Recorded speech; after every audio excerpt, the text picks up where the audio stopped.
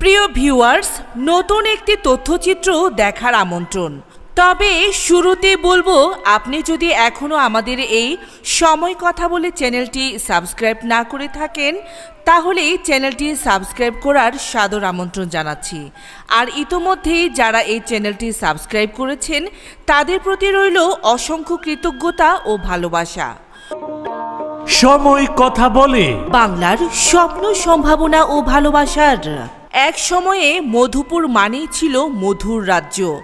আর এই অঞ্চলের আনারস এতটাই স্বাদে, ঘ্রাণে ও পুষ্টিগুণে ভরপুর ছিল যে একে সবাই চিনত মধুপুরের মধু।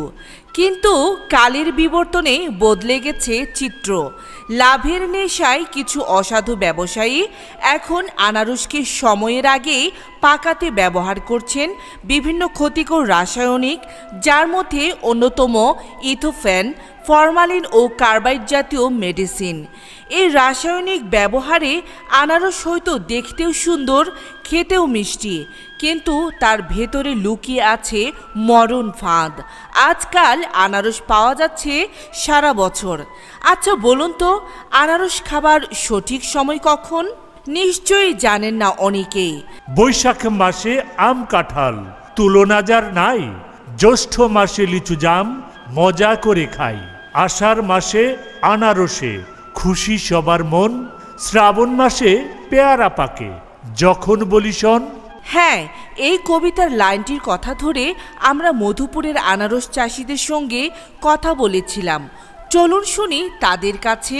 প্রিয় ভিউয়ার্স, এখন আমি দাঁড়িয়ে আছি মধুপুর উপজেলার বেরিবাইট নামক একটি গ্রামে।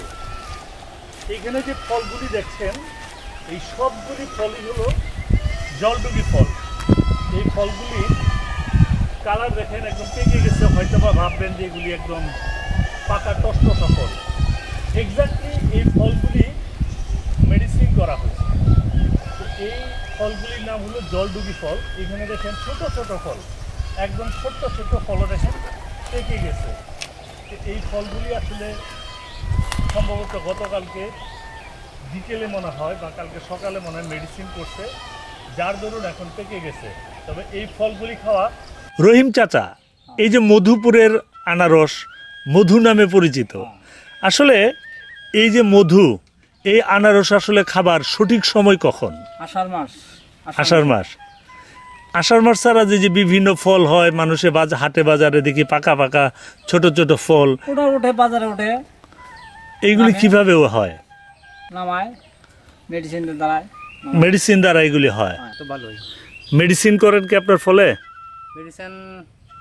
মেডিসিন তো করা হয়। সঠিক আনারস খাবার সময় কখন? এটা আষাঢ় শ্রাবণ মাস, 2 মাস। তখন ফলটা কি মিষ্টি হয় এবং তখন আর কোনো মেডিসিন লাগে না। হ্যাঁ, প্রকৃতির নিয়মে এর আসল সময় আষাঢ় মাস। বিশেষজ্ঞদের মতে এসব কেমিক্যাল যুক্ত ফল লিভার, কিডনি, এমনকি ক্যান্সার পর্যন্ত ডেকে আনতে পারে।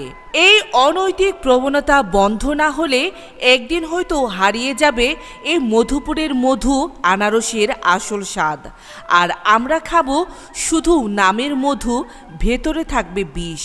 তাই আমাদের দায়িত্ব এখনই সচেতন হওয়া। স্থানীয় কৃষকদের প্রশিক্ষণ, নিয়মিত বাজার মনিটরিং এবং ভোক্তার সচেতনতায় পারে মধুপুরের এই ঐতিহ্যবাহী ফলকে রক্ষা করতে। তাই আসুন, ভালোবাসুন প্রকৃতিকে, বাঁচান মধুপুরের মধু। শুধু রাসায়নিকই নয়, প্রকৃতির ফলই হোক আপনার, আমার, সবার পছন্দ। প্রিয় ভিউয়ার্স, তথ্যচিত্রটি ভালো লাগলে লাইক, শেয়ার করতে ভুলবেন না। আর কমেন্টসে জানাবেন আর কি কি ধরনের তথ্যচিত্র আপনি দেখতে চান। আর হ্যাঁ, ইতিহাস, ঐতিহ্য, কৃষি আর প্রকৃত বাংলার রূপ দেখতে সময় কথা বলে চ্যানেলের সঙ্গে থাকুন। সাবস্ক্রাইব, কমেন্টস করে আমাদের সামনের কাজগুলো করার অনুপ্রেরণা দিন।